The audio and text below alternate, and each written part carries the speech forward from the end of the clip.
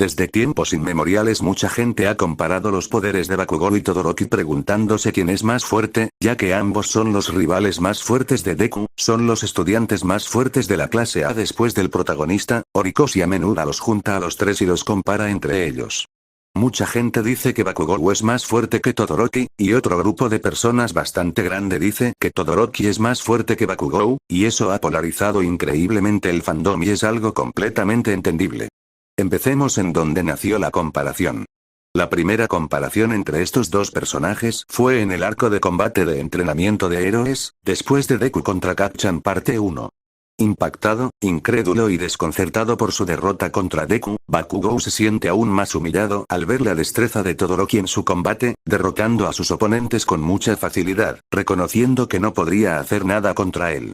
La siguiente comparación la tenemos en el arco del festival deportivo, en el que Bakugou desafía a Todoroki por sus propios sentimientos de seguridad al ver que Shoto estaba desafiando a Izuku por tener un quirk parecido al de All Might y no a él, demostrando que lo consideraba más débil que Deku. También lo hizo por ser el estudiante más fuerte de su clase, y en su respectivo combate ruega y intenta forzar a Todoroki para que use su lado izquierdo contra él como lo hizo contra Deku por sus propias inseguridades, pero Todoroki no lo hace y Shoto es derrotado por Bakugou, lo que deja insatisfecho a Bakugou y alimenta sus inseguridades hacia Deku.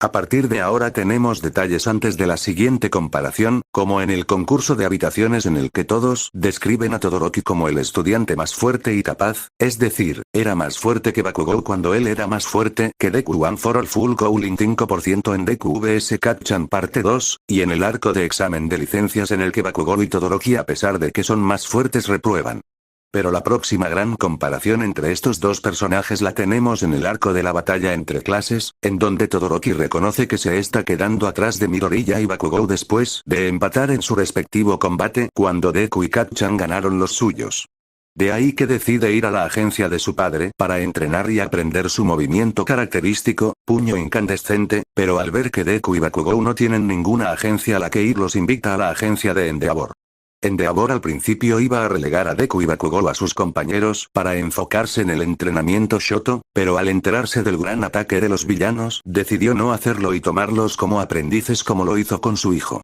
Es aquí donde les asigna la misma tarea que es aprender a acumular por un tiempo prolongado y liberar el poder acumulado concentrando el poder en un solo punto.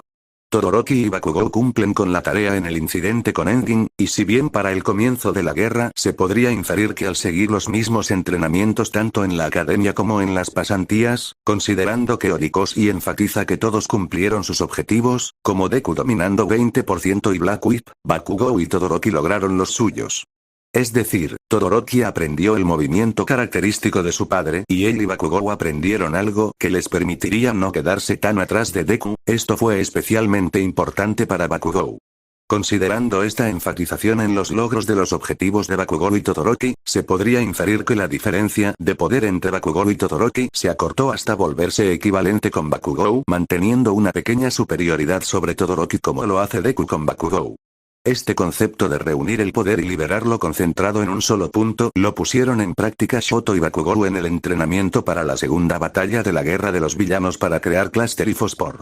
Mucha gente tiende a compararlos en el arco actual diciendo que Bakugou es más débil que Todoroki porque no pudo hacer nada contra Shigaraki, mientras que Todoroki logró ganarle a Dabi como si Shigaraki y Dabi estuvieran al mismo nivel. Pero esto es completamente erróneo, Dabi fue comparado con Endeavor diciendo que sus llamas eran tan ardientes como las suyas o posiblemente un poco más calientes que las suyas, mientras Shigaraki fue comparado con All Might, y posteriormente lo superó al evolucionar, y Endeavor y todos los personajes han recalcado esta diferencia de poder a lo largo del manga. La desesperante frustración que tenía Endeavor por no poder superar a All Might fue tan grande que Endeavor decidió recurrir a un matrimonio de quirks para engendrar un hijo que pudiera superarlo a él y a All Might.